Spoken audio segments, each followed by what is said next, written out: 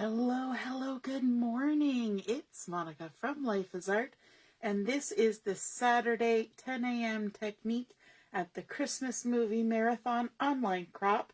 We are going to be doing a project today that involves pattern without the paper. And this is something that you can do on a layout, but we're going to do it on a card today just for time constraints. And so let me bring in the catalog and show you what we're going to be using for this. This couple stamp sets are featured in the September-October catalog, which is the current one. And we are going to be using this little stamp set right here that's called Merry Little Christmas.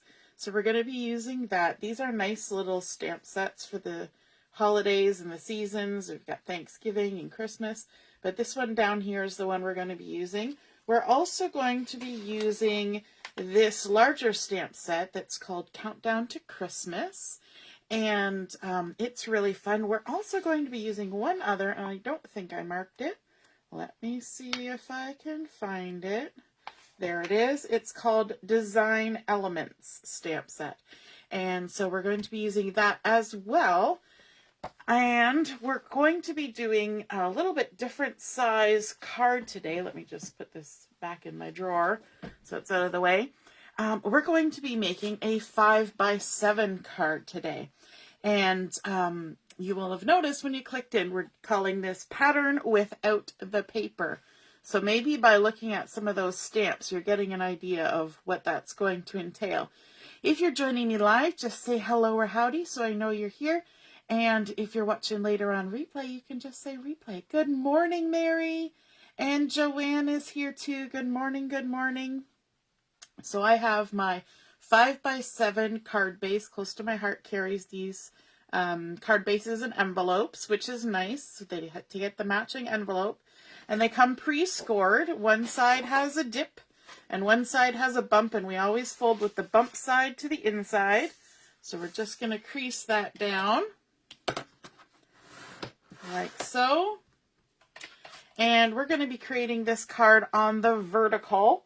And so we're going to make sure that we have our fold on the left-hand side. Good morning, Christine. And I'm going to be using a black gel pen for this first step. However, you could use any kind of journaling pen that you have. A really fine marker would work and whatnot, but I'm going to use a black jelly pen. And the first thing I want to do is I want to create a border around my entire card. Yes, we are drawing right on the card base, and I'm going to make a thin line right close to the edge of the card.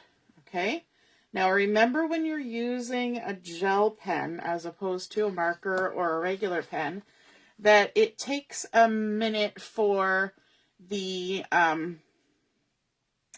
gel to roll around the balls. They're like a ball point pen.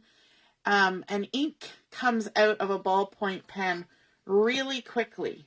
But gel, hence the name gel pen, is not as liquidy as ink.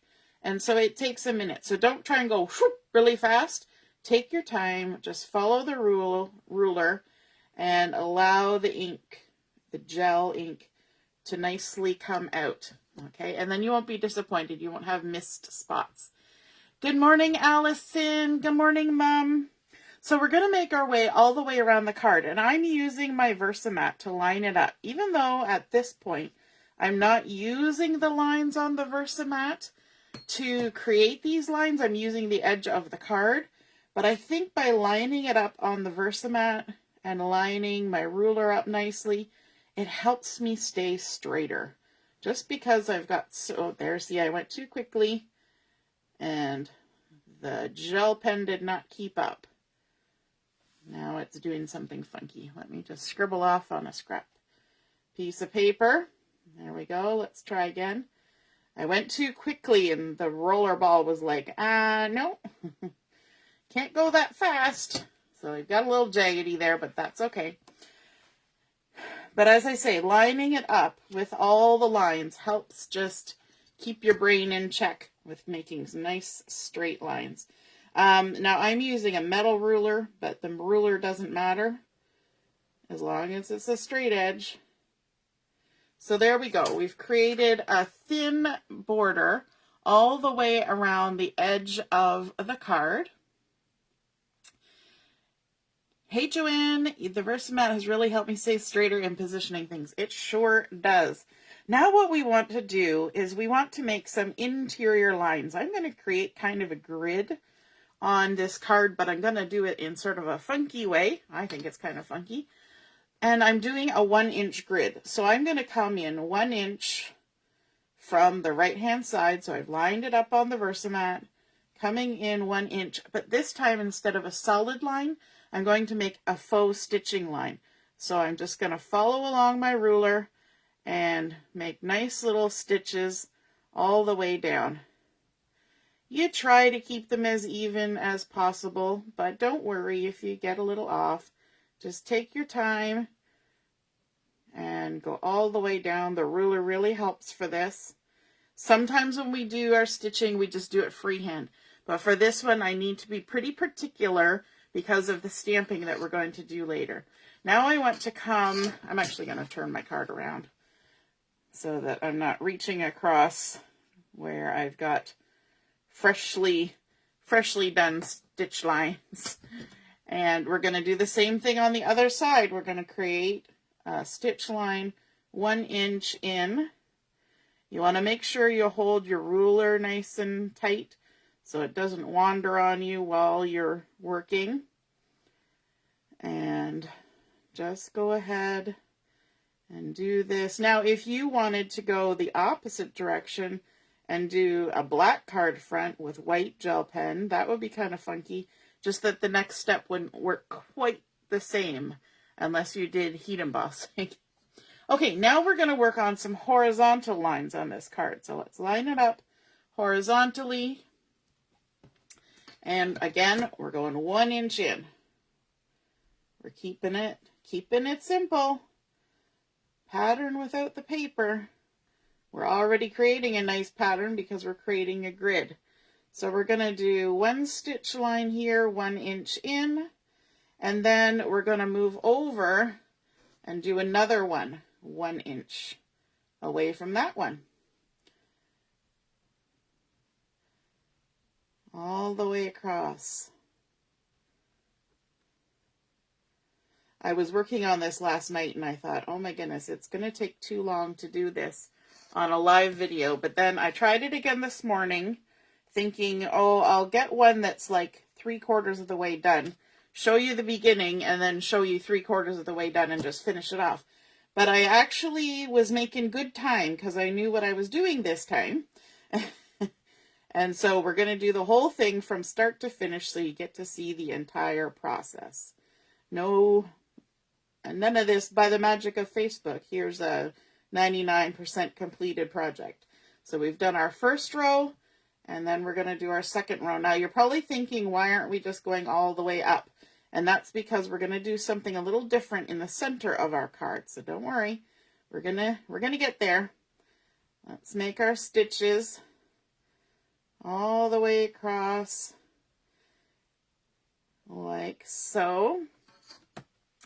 And then let's turn it back vertically, line it up, and we're going to do another line 1 inch over, but this time we're only going to do these top 2 squares. We're going to leave that chunk in the center blank, and you'll see how that all comes together in a minute. So now we're going to jump down, and we're going to do in between these last 2 squares. I'm saying it out loud as much to tell you as it is to remind me what I'm doing. And so we're going to do here, again, just the top 2.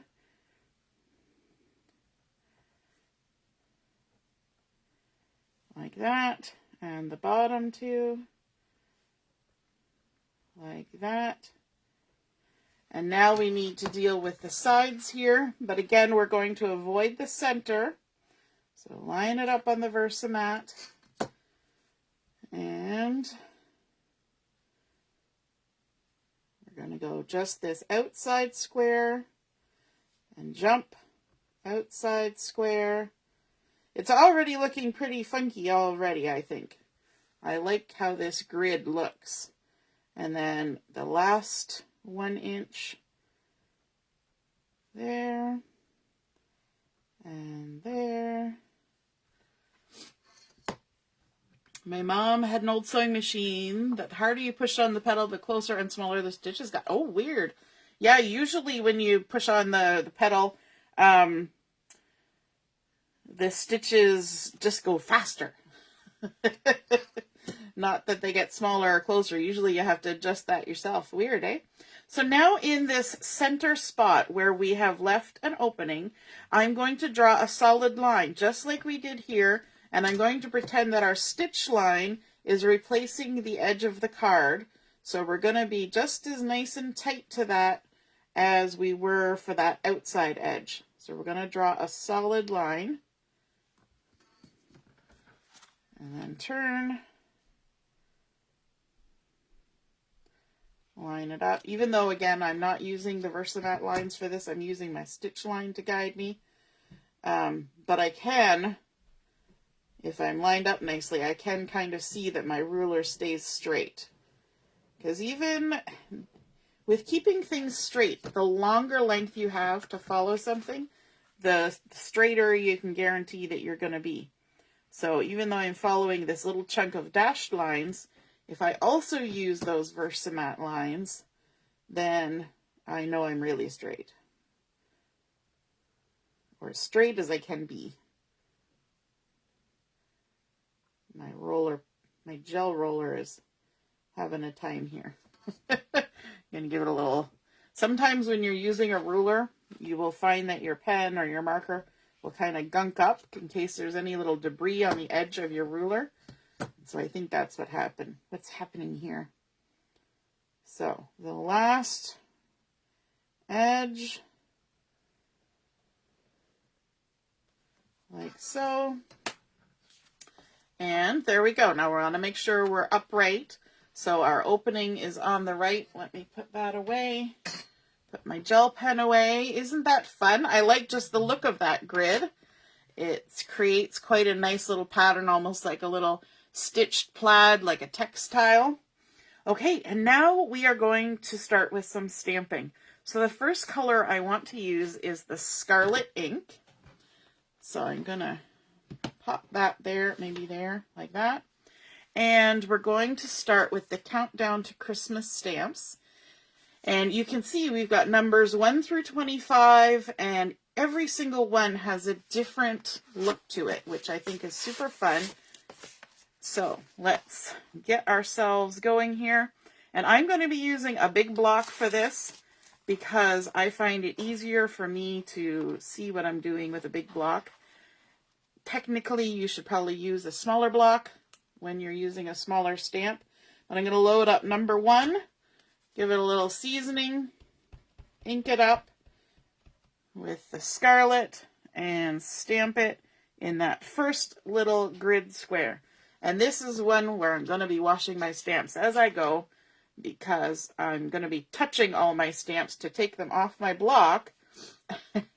And in doing so, I would end up with really inky fingers really fast if I didn't wash them. Okay, now I'm going to skip the next one, and I'm going to go to number 3. Make sure it's seasoned. Ink it up. Stamp it. There we go. Wash. This becomes just a process. So, do any of you create your own advent calendars for Christmas? We can kind of have a little discussion while I'm stamping, because I'm just going to keep wash, rinse, and repeating my stamping numbers here. Good morning, Ina. I used to buy advent calendars for my kids, you know, the chocolate advent calendar type things. But the last few years, I've just been making my own. 5, 6, 7. So we're skipping one every time. I've been making my own, coming up with interesting little designs. But what I do is I just make some kind of container, and I just put candies in it each day. Or little treats or whatever. Pardon me.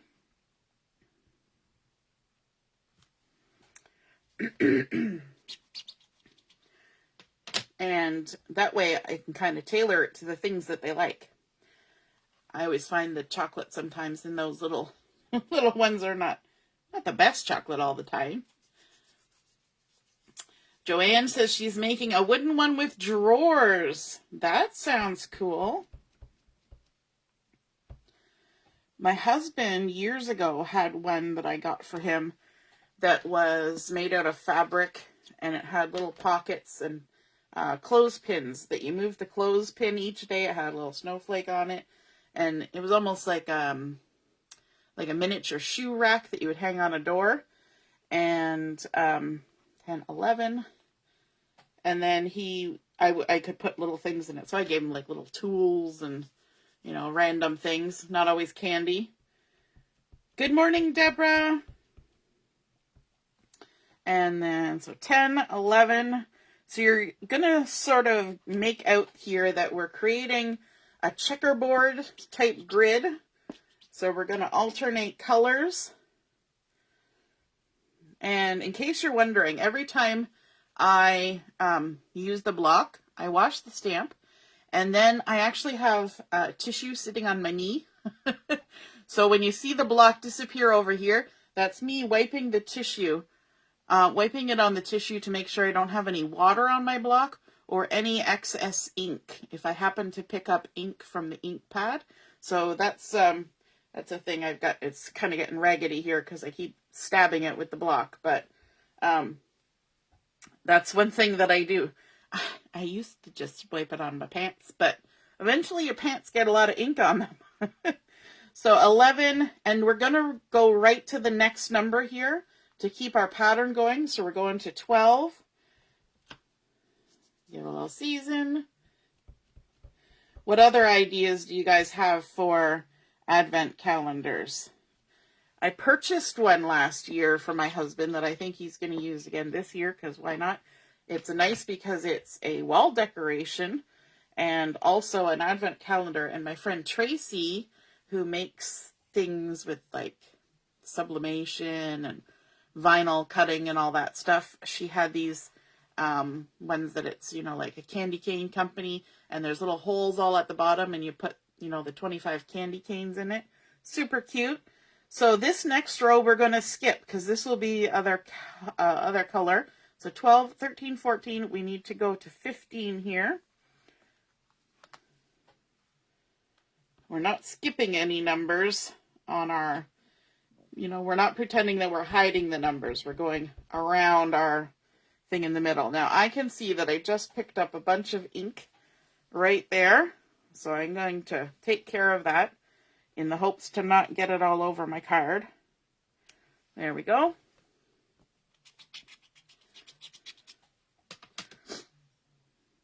Last year, my kids, their advent calendar, I stick a magnet to the fridge. So now we want to go to 16. And I made them 3 white cones, so 1 cone for each of them. And then I had a piece of, I make it out of paper, right? Paper crafting. I made a little roof that came down, so it looked like 3 big icicles hanging off the roof, and then they just lifted up the roof, kind of like a mailbox, and they could get their things out of their advent calendar that way. That was super fun. I'm not sure if I posted a picture of that or not, but frankly, it's still on the fridge. It's never come off. I'll take it off when I put up the next one, right? Either that or I'll use it again. It's obviously withstood the year. 17, 18. I like 18. It's got a nice little plaid background. Give a little season. Once you've used your stamps a lot, you don't need to keep seasoning them. But because I've only used them a couple times and I've washed them in between every use, I want to make sure, A, that they're dry, in case, you know, because I was using them this morning, in case they got any dampness still on them from being washed, but also just because they're so new. They always still tend to have that little hint of factory finish. 20 is kind of fun. This one, where was it? Oh, we haven't got to it yet. Number 6 is a snowflake, but this is a snowflake in a circle. And I like all the little icons that they've used for this. We've got all sorts of different things. Number 12 is that cute little snow globe. 16 is a nativity. You know, so there's cute little scenes on these. I'll lift it up here to show you when I'm done all the red ones. So 21, 22. And 22 is a little ornament. Yes, the font is different for all of these numbers, and you're right, it really does create a fun little pattern. Now, you could do this as a border on a layout. You could make yourself a little grid, and you could repeat it over and over again, you know, if you run out of numbers. I need number 24. 22, 23, 24. Yes. So that's a great option. You could also make these kind of coordinate with our thin cut circles dies.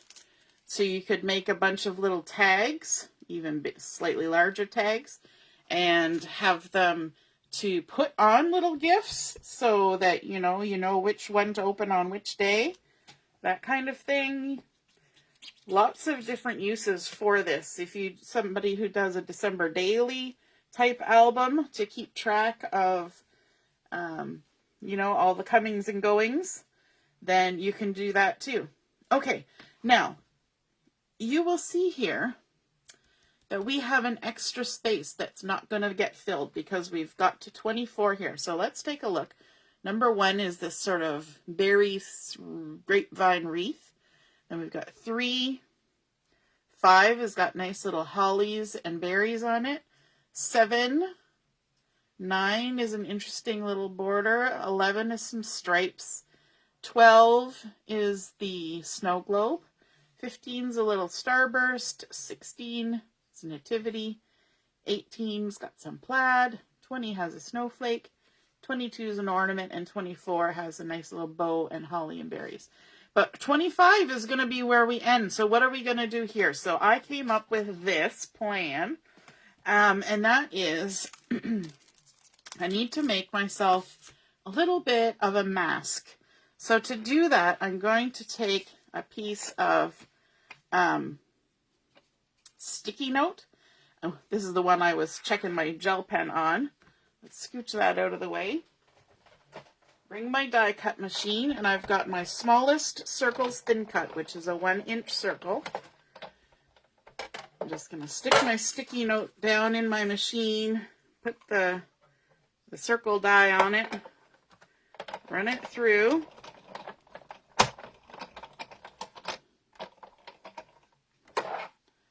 Like that. And, oops, oh, I just ripped it.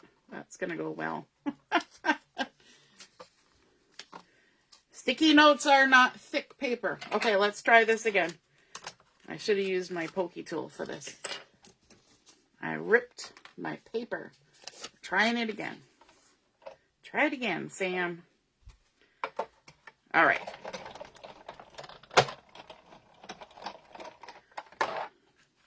It's because my base plate is so chewed up. There we go. Use the lifter to help. Okay. Now this is a little bit of a trick that I've got here. So you've got your 1-inch circle. You've created a mask. So I'm going to stick my mask down here. But because this is a 1-inch circle, it actually goes right to the edges of that square. And these ones do not go right to the edge. So what I'm going to do is I'm going to take the piece that was cut out and I'm going to just trim a little bit of this edge all the way around. Now you're going to think, what in the world is she doing? We're just going to go all the way around the circle. And it's okay if it's not pristine, because it doesn't have to be. So we've created ourselves a little curly Q of paper, and we're going to tuck that right back in where it came out of, okay? Just kind of stick it down, and it'll kind of fill in and make our hole just a little bit smaller.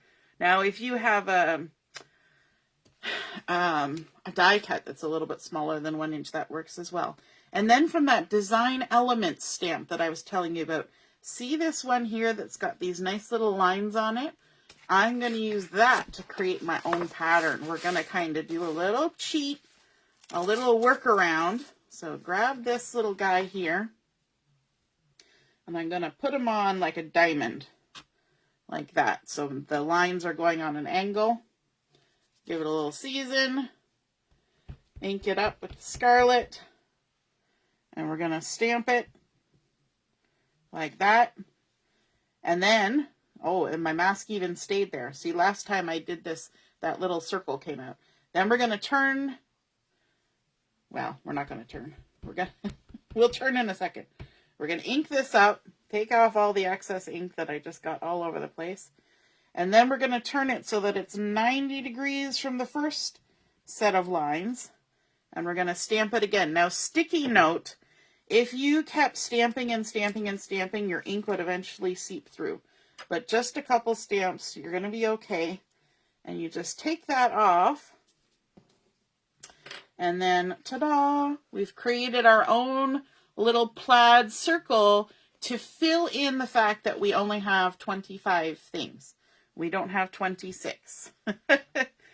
And then we can go ahead and wash that off. And there we go. So we kind of fudged an extra. Now we're going to switch colors. We're going to go to pine. Because, you know, scarlet and pine makes a nice combination for Christmas. And now we're going to fill in all the other numbers that we didn't do before. So we're going to jump to number 2.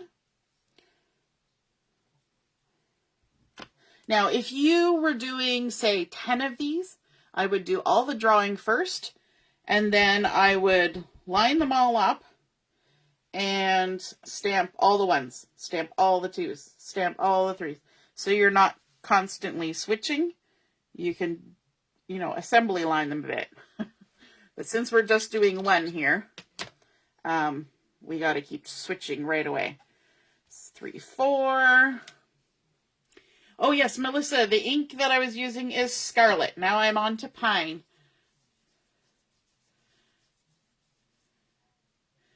Allison, you've always had high hopes of creating a cute advent box each year. Yeah.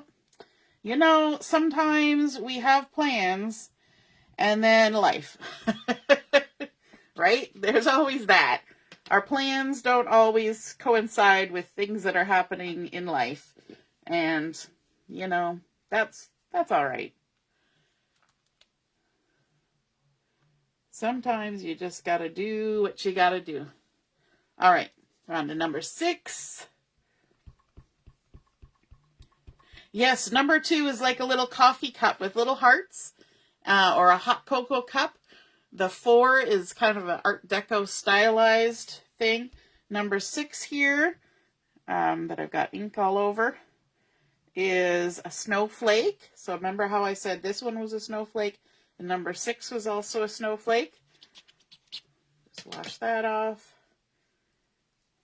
I'm having fun getting ink all over my block. That tissue on my knee is coming in really handy. Number 8 is super cute because number 8 is a little gingerbread man.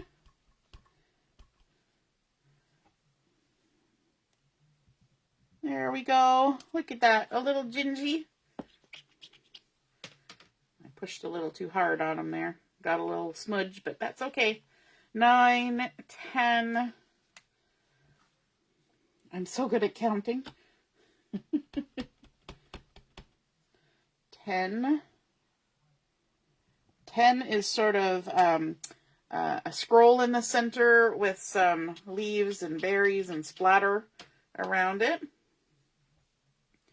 10, we've done 11, 12, so now we're on to 13. And 13 has little Christmas lights going around it. And I got ink on the side, just for fun. I'm not sure if I seasoned that. 13. Give it a wash. Squeak, squeak. Squeaky clean. 13, and we're jumping to 14 because we're not skipping any numbers in this center part. So 14.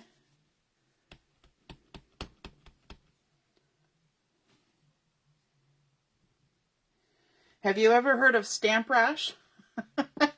It's a thing. It exists. And that's for people who are using new stamps all the time. And they keep rubbing on their hand. And then their hand, they like wear the skin on their hand. So if you're using a lot of stamps like this, you can switch and use a different part of your arm. So 16, we need 17.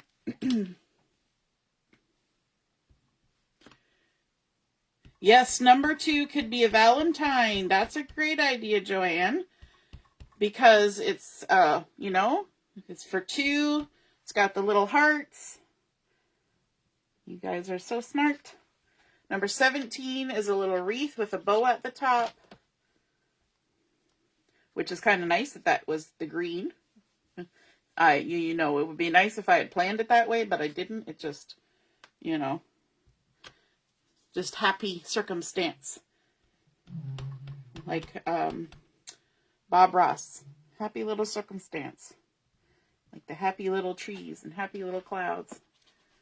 There we go. Number 19 is a nice little swag at the top and the bottom. One thing that I noticed is not in this particular thing is a poinsettia. I did notice that. So 20, 21, but that's okay. You could totally add some embellishing with a poinsettia. 21 is polka dotted. Yeah, right, Allison? Happy little accident. 21. You're right, the different fonts on here. 22, now we're on to 23. 23 has a nice little evergreen tree on it. Looks like a little scene again. Just like the nativity looks like a little scene. 23, and it's got a little stitched border around there. Beautiful. So I like all the little details. I think that's super fun when you're doing something like this. And then our last one, number 25, the big day.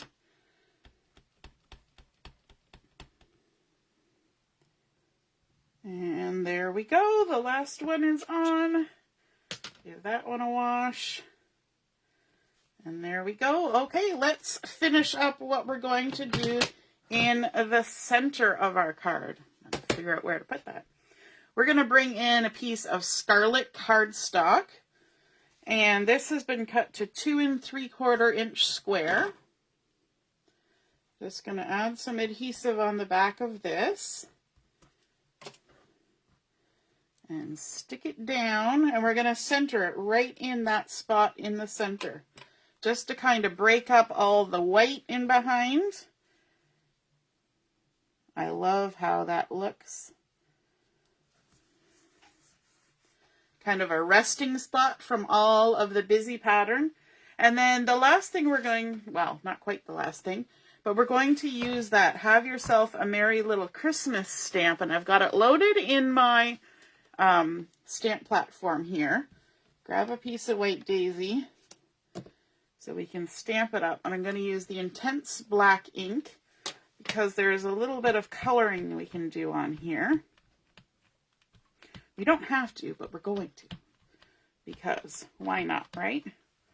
So ink it up, and I'm using my platform because quite often this one I have found, because of all the detail and the fact that I should probably re-ink my stamp pad, means that two squishes are usually needed. 2 stamps.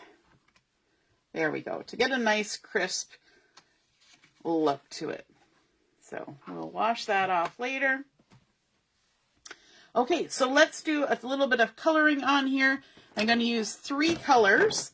The first one is the brown gray, and I'm going to use the lightest brown gray, and all I'm using this for is the drop shadow on the A, just to fill that in and give it a little more oomph. That's it, brown gray. Then I'm going to use the dark red, and I'm going to use the mid color and just put little dots where the berries are, like so. Do, do, do, do.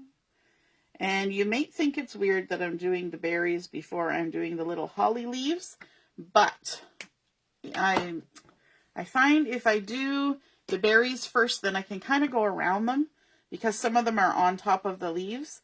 And when I did the leaves first and then the berries after, you don't really notice the red as much on the ones that are covered up or underneath a leaf or on top of a leaf. So I wanted to do the berries first so that the red color shows, and I'll just kind of color my way around them. So this one here, it's got a leaf in behind, so I'll just kind of jump over where the berries are. There we go. And these little holly leaves don't take a lot of coloring. Just a little swoosh swoosh. Now I'm trying to remember if this stamp does not come with a thin cut. So if you're not a fussy cutting person, then this might be something that you would want to stamp on an already cut piece. You know, cut the exact size that you want and just leave it as a rectangle. Or you could cut a shape, like a circle or a tag or something like that, and stamp on it. But if you're like me and you like to fussy cut, then you're just going to go ahead and fussy cut it, because that's what we're going to do today. Once we get all of our little hollies colored, like so, down the bottom. You could leave it black and white, but I think it just creates a nice little pop. And I picked marker colors that look good with the pine and the scarlet. Now this green is a little bit lighter. If I went to the dark shade of the pine, of this dull green marker, then it would actually look like pine. So this is just a little bit lighter, and I think that's nice because it's got a little bit of a contrast. Okay, so now we're going to do some fussy cutting. First, rough cut all the way around so that we don't have to deal with as much paper. Like that. And then we're going to start the fussy cutting. And you know the drill. We pivot the paper, we leave a halo, and you will find fussy cutting something like this that you'll kind of get into a rhythm. And you'll just be amazed at how quickly it goes. The berries, you kind of swoop this way, and the holly, you swoop the other way. So just a lot of swooping. And you get, this is one where it helps to be really good at the pivoting, because you're going around all those little hollies. Now, you don't have to cut them as close. You could leave more white space, but I like the detail. So that's how I roll. And then around the edge of the words, up here, swoop, swoop. Now we're getting a lot tailing off here, so I'm just going to cut to the edge and start again. And go around. If you're not a fussy cutter, but you have a friend who is a fussy cutter, chances are they will volunteer to fussy cut stuff for you if you ask them nicely. Maybe promise them Christmas cookies or something in exchange for their fussy cutting skills. I know I've gone to crops and things and I've had people say, Monica, would you mind fussy cutting this page of floral paper for me? And I'll say, sure. Because I'm just weird like that. So, you know, there's a barter system with scrapbooking too, right? Now, I'm not looking at the comments so much as I'm fussy cutting. Good morning, Laura. Yes, thank goodness for the replays. And you'll notice when I go around, I don't usually get right to the tip of my scissors. I always just slide my scissors up and start back at the base. I find that I have more control the closer to my hand it is. And you don't end up with as many weird little ticky bits if you go right to the end of your scissors. Now these scissors are fabulous because not only are they very sharp, they get narrow this way, but they also get narrower this way. And so you don't have as much problem with that thing. Like, let me show you what I'm talking about. So if I tried fussy cutting with these scissors, you see how bulky that end is? If you snip a piece of cardstock, right? See how it does that little breakaway tear? If you were fussy cutting and you go right to the end and then do this, and then you get that little jaggedy edge. Whereas these scissors, because they get so fine at the end, you see you don't have that breakaway tear. And so those scissors are a little bit better for fussy cutting, obviously, than these. But that's why I avoid going to the tip, because then you're less likely to have an issue with that tear away jaggedy bit. Let's add some foam tape. The other thing about these scissors is that they're non-stick. So you can cut your foam tape and then you can go right back to fussy cutting. Easy peasy. There we go. Got some foam tape on there. But we're not quite done, because what does every card need before you call it finished? What do we say? Every card needs a little bit of? Who knows? Put it in the comments. Bling! You're right, Joanne. So we're just going to center that in the middle of our Scarlet square. And you can see that if I hadn't put a nice deep color in behind there, your eye wouldn't be able to focus on the sentiment. You would just be like, too much happening. But that little oasis of calm between the pattern and the focal point helps your eyeballs not go, too much. So we're going to bring in some silver glitter gems, if I can get it open, and add just a little trio of bling bling. So we're going to tuck one in there, and then let's grab a couple little guys and tuck them in there, because every card needs a little bit of bling, a little bit of shine. There we go. How fun is that? Our pattern without the paper card, creating a grid drawn with our ruler and our gel pen, and created in the background to delineate all of those gorgeous stamps from the countdown to Christmas, and then of course stamping in 2 different colors to create a nice checkerboard festive pattern, loving all the different icons and fonts. And then that beautiful Have Yourself a Merry Little Christmas in the center,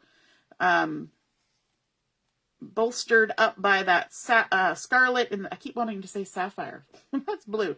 Scarlet in the background, and then a little bit of glitter gems. Now the other thing I could have done, if I didn't want to add the glitter gems, and if I had used candy apple instead of scarlet, then these nice little Christmas red stickles would have looked really nice on those berries. So lots of different things you can do with that. And then, of course, there's lots of room inside for writing a message, because, again, it's a 5x7, lots of space. All right, have a wonderful rest of your morning. And we will see you at 11:30 for Chat and Craft. Have a wonderful day. Toodaloo.